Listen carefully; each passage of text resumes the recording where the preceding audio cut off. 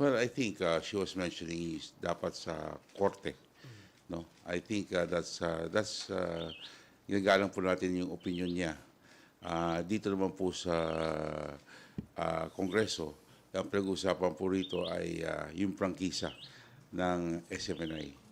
At ito ay binigay po ng Kongreso.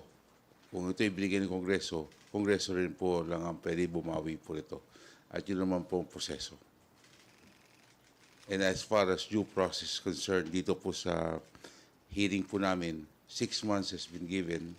5 months of hearing, 6 hearings were conducted, and palagay ko mas marami nga ang sinabi yung kampo ni SMNI kesa po sa mga congressmen. Talaga po lahat po ng kanilang paliwanag ay ating pinakinggan at pinagbigyan po natin lahat ng katanungan nila.